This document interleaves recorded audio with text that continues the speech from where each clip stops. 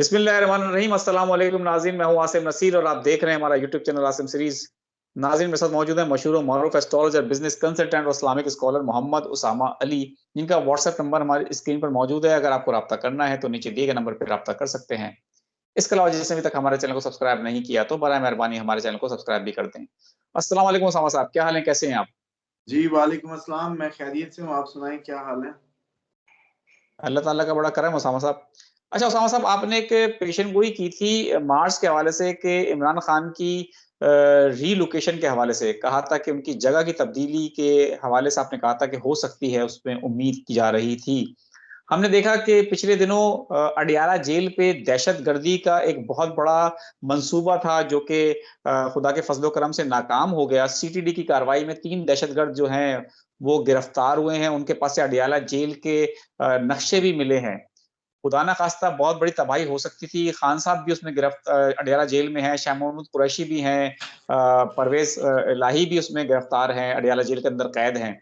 तो आपको क्या लगता है कि ये इस तरह से आपने जो कहा था कि उनकी लोकेशन चेंज करने के हवाले से और अल्लाह ताला ने एक बहुत बड़े मुश्किलात से खान साहब को महफूज़ रखा, खुदा ना खास्ता हमला हो सकता था। इस हवाले से हमारे देखने वालों को आप क्या कहेंगे? बिस्मिल्लाहिर्रहमानिर्रहीम, अल्लाहुम्मा सल्लि अला मुहम्मद व अला आलि मुहम्मद। देखिए, वो तो इनकी रिलोकेशन किसी भी बहाने से हो सकती है। रिहाई के नतीजे में भी हो सकती है, जेल की तब्दीली के नतीजे में भी हो सकती है, या ये भी हो सकता है कि यहाँ से कहें कि हम जी बनी गाला नज़र बंद कर देते हैं या इस तरह की कोई मैनेजमेंट। लेकिन जगह तब्दील होनी है। मतलब अब ये आजकल जो है बड़े वैसे उनके लकी डेज़ चल रहे हैं। ये 14 मार्च तक मैं समझता हूँ। उसके बाद मैक्सिमम यही महीना है और अप्रैल। अब ये तो उनकी रिलोकेशन की जो सूरत-ए-हाल है, वो तो यकीनन हम देखेंगे इंशाल्लाह कि ये उसमें होती नज़र आएगी। लेकिन असल बात ये है कि जो अ, बाकी सूरत-ए-हाल है आपकी ओवरऑल जो मैं समझता हूँ, वो बस आप लोग जैसे कहते हैं ना ये तूफ़ान से पहले की खामोशी और उसमें देखेंगे तेज़ी और संगीनी तेज़ होती जाएगी। मतलब इसमें मामलात बहुत ज़्यादा ख़राब होंगे। बिल्कुल ठीक है। अच्छा उसामा साहब, मरियम नवाज़ ने, याद है हमने आपके साथ एक व्लॉग किया था 2-4 दिन पहले की बात है, कहा था कि अगर एहतजाज किया गया तो मैं बहुत ही सख्ती से पेश आऊँगी, आई विल बी रूथलेस। उन्होंने ये अल्फ़ाज़ अदा किए थे।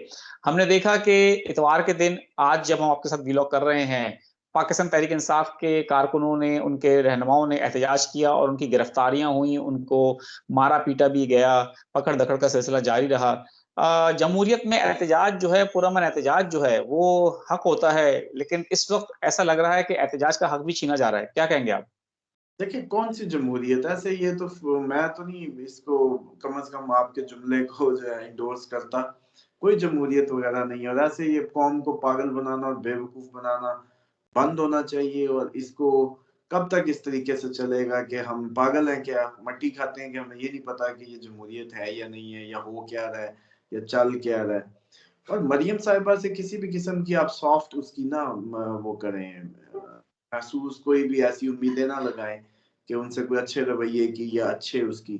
ये जैसे मैंने कहा था एक वो picnic club kind of attitude होगा और वो आप फ़ोटो सेशंस होंगे और इस तरह का कोई टिकटॉकर्स काइंड ऑफ एनवायरनमेंट।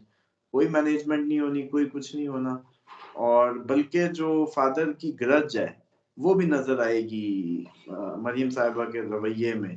क्योंकि फादर के साथ हाथ तो हो चुका है और हाथ भी बड़ा सीवियर हो चुका है। अब तो मुझे ये नहीं समझ आ रही कि ये अभी तक एडमिट क्यों नहीं हुए। मतलब चांसेस तो ये हैं कि ये इतने सीवियर स्टमक डिसऑर्डर में चले जाएँगे कि इनको खाना भी हज़म नहीं होगा। और आई डोंट नो बड़ी पकी रूह है कि इतनी ढिठाई से इस सदमे को बर्दाश्त किए हुए हैं। और ये जो ज़रदारी साहब दाँत निकाल रहे हैं और समझ रहे हैं कि उनकी गेम हिट हो गई। और बल्कि आपने देखा कि नून लीग का वज़ीर-ए-आज़म बना, कोई मिठाई-शिठाई तक़सीम नहीं हुई उस तरीके से। लेकिन ज़रदारी साहब सदर बने तो मिठाइयाँ, जी, जियालों की मिठाइयाँ और जी भंगड़े और क्या कुछ। देखिए, मैं आपको कहता था गेम प्लानर यही है। अब असल में गेम ये है नेक्स्ट फर्दर कि दोनों उन कुव्वतों को भी इमरान खान के ज़रिए टकरा के शट अप कॉल दिलवाई, उनको भी थ्रेट बनाया उनके लिए एक पार्टी को। इधर से नून लीग को जो है तोड़ा, बड़े मियाँ साहब जो बदले पुराने उनसे ले लिए समझे, बेनजीर साहिबा की जो भी उन्होंने कैरेक्टर असैसिनेशंस की थी, उनकी जमहूरी जो कबर खोद दी सियासी, खत्म कहानी। अच्छा, उसके बाद सेम टाइम पे भाई और उसको अलहदा करके पार्टी के सारे नून लीग के हेड साइड पे करवाए, मजबूर किया, नवाज शरीफ को कहाँ ला के फेंक दिया, अपनी सीट के लाले, और वो भी हाथ से जाएगी। खुद आके आईनी सबसे बड़े ओहदों पे बैठे।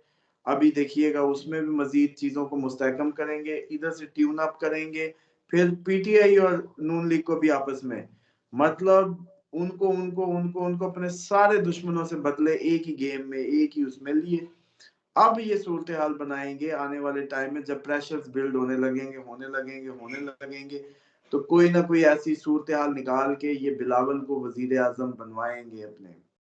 ये बड़ी जैसे कहते हैं उस्तादी से खेल रहे हैं, आईनी ओहदे क्यों रख रहे हैं कि नीचे हुकूमत गिरेगी कभी भी, हम क्यों उसका पार्ट बने, नहीं समझ रहे। और फिर लोगों के सामने हीरो बनने का पता खेलेंगे, बड़ा अच्छा रवैया, सियासी रवैया, जमहूरी का ये वो कहानियां करेंगे। अब ये एक और टकराव चाह रहे हैं कि बाकी भी एक दफा सारों को जैसे कहते हैं इतनी की मार पड़ जाए एक दूसरे से कि ये जाके जिस पे भी हाथ ठंडा रखें शफकत भरा, तो वो कहे कि वाह जरदारी साहब क्या बात है। तो इनकी गेम हिट हो गई है, लेकिन ये समझ रहे हैं कि नवाज शरीफ बदला नहीं लेगा। नवाज शरीफ के भी, मैंने जब आपको याद होगा मैंने कहा था साल ये उनका स्ट्रॉन्ग है, दिमाग काम नहीं करेगा लेकिन दुश्मनों पे हावी हो सकते हैं, आ गए तो दुश्मनों को छोड़ेंगे नहीं। ये बात शायद आपको प्रेडिक्शंस में कहीं याद हो, व्यूअर्स को याद हो, जब मैं कहता था कि दिमाग खराब हो सकता है, गलतियां हो सकती हैं, सितारे अच्छे हैं, दुश्मनों पे हावी हो सकते हैं, अगर आ गए तो फिर वो भी वही काम करेंगे जो एहतसाब करेंगे या इस तरह की जो थी। अब आप देख रहे हैं कि उनको पता नहीं है कि जरदारी ने उनके साथ क्या किया, मुझे पता चल रहा है, उनको नहीं पता चल रहा। तो जनाब उनको जो पता चल रहा है, उन्होंने भी अपने पत्ते अब खेलने हैं, क्योंकि वो उनको इंतजार था कि मैक्सिमम मेरे साथ ये क्या बुरा करते हैं, मैक्सिमम, वो मैक्सिमम के इंतजार में उन्होंने इंतजार कर रहे थे। बेटी बनवा ली कि चलो भागते चोर की लंगोटी से ही बेटी का तो शौक पूरा होना, जो मुझे उधर से उठा के लाई थी लंदन से। अब ये जो सारा सीन है, नवाज शरीफ साहब ने अलहदा से अपनी लाइन लेनी है अब अपकमिंग टाइम में। इस हुकूमत को और उनको एक ना समझा जाए। जरदारी साहब अपने वो जैसे कहते हैं ना कि फिल्म चला के खुश हैं कि जी मैं बड़ा कामयाब हो गया, बाइडन की याद है आपको, कहता था मैं बाइडन है मुड, ये जो खत है ये सारा कैसे उधर से फोन आ गए हैं, उधर से हो भी गया, इमरान खान को तो नहीं आया था, यहाँ से कैसे आ गया। जरदारी को इनके खेलता रहा है। असल चक्कर ये है कि ये पूरा खेल इन दोनों का मिलाया हुआ है, पूरी कौम, हमारे इदारे सब बेवकूफ बने हैं इनके हाथों। ये आज मेरी बात लिख लें, कल को वक्त एक्सपोज करेगा इसको। और जो सॉरी, उसमें जो इनकी ये तो अपनी तरफ से बड़े खुशबाश हैं, ऐसा कुछ नहीं होना, सिचुएशन वर्स। और एक और बात मैं नाजरीन को भी बताना चाहूंगा, ये इस नुक्ते को ना इग्नोर किए हुए हैं कि ये 45 और 47 की जो खुली है ना ब्लंडर्स जो है, ऐसे लगता है कि एक विद इन द इंस्टीट्यूशंस कोई वो थे आपके जैसे कहते हैं खैर खा, जो चाहते थे कि ये बात एक्सपोज हो, जो चाहते थे कि ये मामला इस तरह से नंगा हो, उन्होंने फिर काम ही ऐसे किया। बॉस ने कहा ये करना, उसने कहा जी ठीक है, उसने वैसे ही कह दिया, अपना कॉमन सेंस नहीं यूज की इस सारे प्रोसीजर में। और वो मुझे लगता है कि बॉस को दिखा दिया, आपने सर कहा था यूं करने, मैंने तो कर दिया, भोले बन के एक नौकरी होती है। ये इस दफा वो हुई है, और उनके आप दिल नहीं मोड़ सकते। जो मैं आपको कहता हूँ ना कि इस टाइम पूरी कॉम चेंज हो चुकी है, हमारी बहसीत नेशन ही हम बदल गए हैं। लोग नहीं मान रहे, ये 2-4 महीनों में ये सारा इनके सामने खुल के वाजे हो जाएगा कि हम बदल गए हैं, अब वो पुरानी कहानियां नहीं रही। लेकिन हम बदले का मतलब होता है आसिम भी बदला है, उसामा भी बदला है, सारे बदले हैं, हर महकमा, हर टीवी, हर शोबा। आजकल 25 मार्च तक वो फिर मुझे क्या कहते हैं एहतियात करनी है, क्योंकि लोग हम जैसे तो अगर अल्लाह माफ करे कहीं खड्डे में भी जाएं तो वो कहेंगे अच्छे एस्ट्रोलॉजर थे, जब अपना ही नहीं पता था तो लोगों का इन्होंने क्या करना था। तो इसलिए 25 तक थोड़ा सा जैसे कहते हैं ना एडिट कर दिया करें, कोई बात ऊपर नीचे भी हो जाए तो 25 तक आप जिम्मेदार हैं, उसके बाद अल्लाह खैर करेगा इंशाल्लाह।